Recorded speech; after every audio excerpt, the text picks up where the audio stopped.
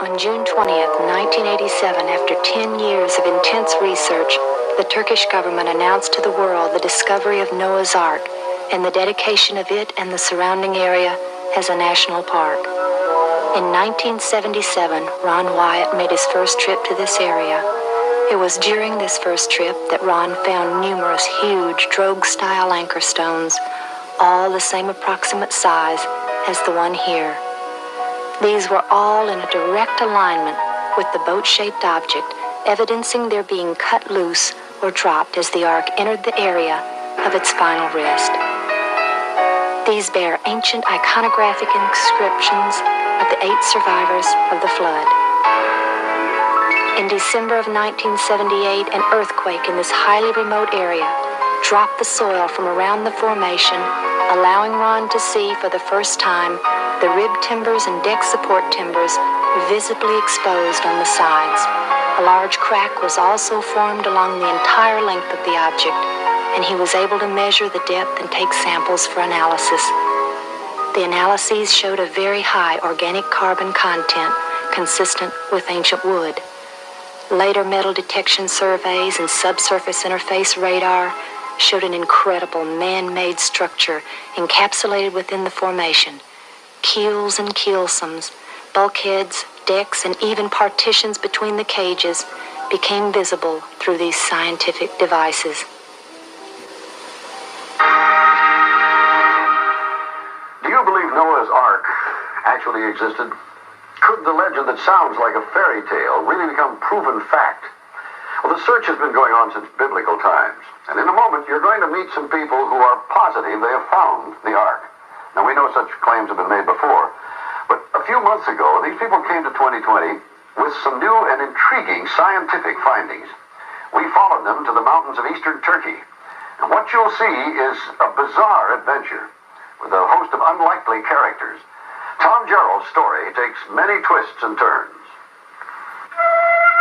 Consider, if the biblical story of creation is fact and not fable, then the theory of evolution is all wet. A confirmed discovery would be the greatest archaeological find of all times and provide for religious fundamentalists hard evidence of the Bible's absolute reliability. Thus, Noah's Ark has become the most controversial artifact ever recorded by man. That's the seductive beauty that brings them here, snow-capped Mount Ararat. The explorers looked for the Ark there since that's the highest point around here. And as the floodwaters receded, presumably that's where it would have landed. But the Bible describes the mountains of Ararat, mountains plural. Is it possible that the Ark came to rest on one of the smaller sister mountains to Ararat? Such a theory is abhorrent to the old-time fundamentalists, the true believers who are unbending in their faith, that the Bible was referring only to Ararat as the Ark site. Have you ever seen anything like this? Look at the grain in this thing. It almost looks like wood. But now there are fundamentalists who are contradicting that claim. They are the new believers. Ron Wyatt and Dave Fassel believe they have found the Ark on a slope of what the local people call Doomsday Mountain, some 15 miles south of Mount Ararat. Their Ark fever is fueled by expeditions on foot, deep into the surrounding valleys. Here, following a local Kurdish villager who drew maps on his palms, Wyatt and Fassel have made what they consider exciting and important discoveries. Apparently old Armenian tombstones that commemorate the survival of Noah and his family. Same kind of strange stone. When the early Christians found these things, they carved 8 crosses on there for the 8 survivors. This whole valley was known as the region of 8. Ron, what's the significance of the placement of the crosses in these stones? All right, Tom, this is an iconographic representation here of a man, the head of the household, his wife, his 3 sons, and his 3 daughters or daughters-in-law. And as you can see here, the 8 crosses, the ones to his left are the lady folks in the family. The ones to his right are the men folks in the family. Do these fit the story of Noah? They do. To Wyatt and Fassel, these stones appear to be in direct alignment to the boat-shaped site on Doomsday Mountain. The boat-shaped site was first found and photographed by a Turkish army captain back in 1959. It was quickly explored and dismissed as a freak of nature. But Wyatt, an amateur archaeologist, rekindled interest in it a few years ago. He brought in Dave Fassel, a marine salvage expert, to assess it. The Doomsday Mountain team brought in some high technology to explore the oldest legend of man. There's one. They began scanning their site with a molecular frequency generator. It's a device used by surgeons to pinpoint cancer tumors, and it's been used by Fassel to locate underwater treasure. This time, the molecular frequency generator began to pick up a unique pattern of iron lines beneath the earth. Okay, bring that one up. They began placing ribbons along those lines. The finished shape, outlined by the ribbons, was that of a huge ship, the approximate length and width of Noah's Ark, as described in the Bible. The fascinating field of ribbons soon attracted higher academic interest. That looks like iron. Okay. Dr. John Baumgartner, a physicist with Los Alamos Laboratories, sent samples back to the lab for analysis and confirmed that the metal they were tracing with the ribbons was indeed iron. With the width and the length known, the only remaining question was depth. By locating the depth of the hull, they could determine if the boat-shaped object had the cargo capacity described in the biblical ark.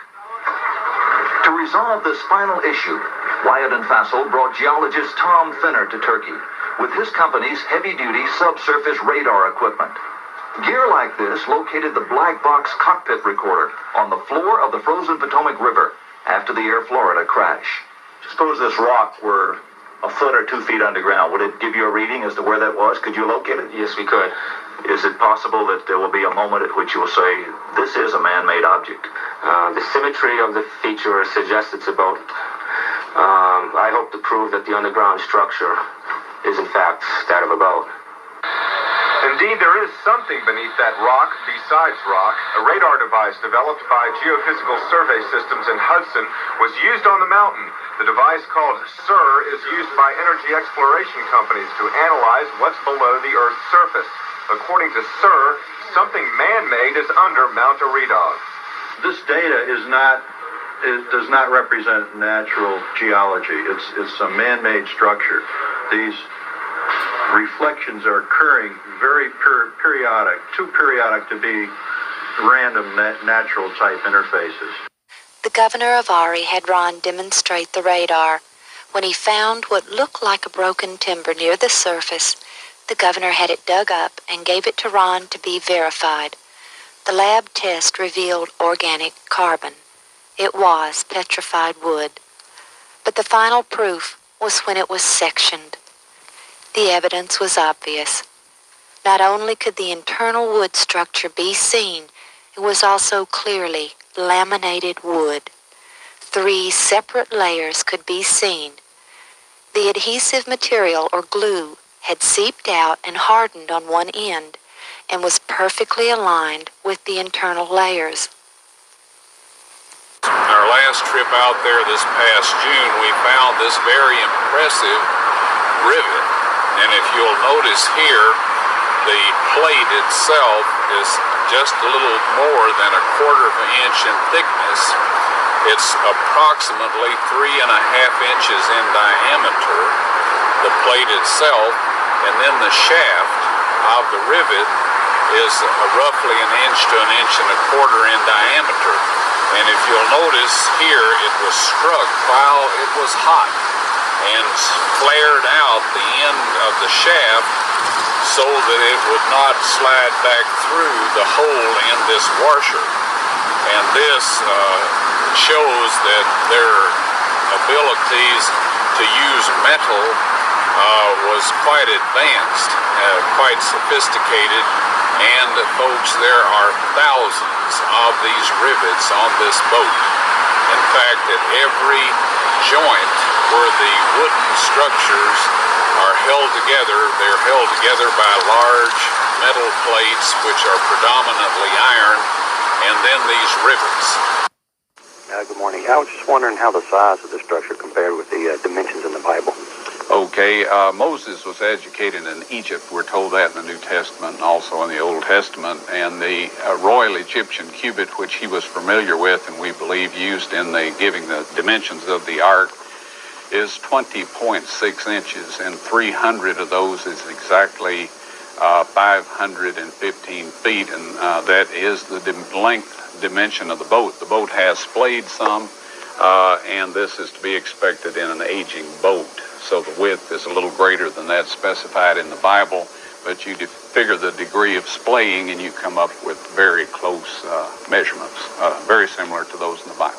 The Turkish government has recently completed a beautiful visitor center just above the Ark, so that visitors of every faith from all nations can visit and see the Ark for themselves.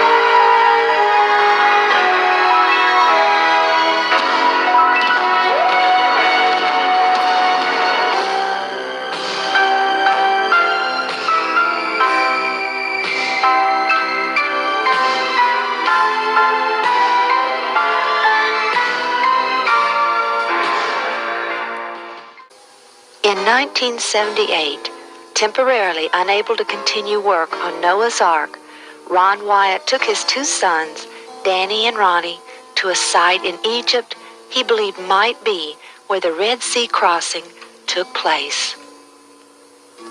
When they arrived at the site on the Gulf of Aqaba, they found a Phoenician-style column lying on the beach.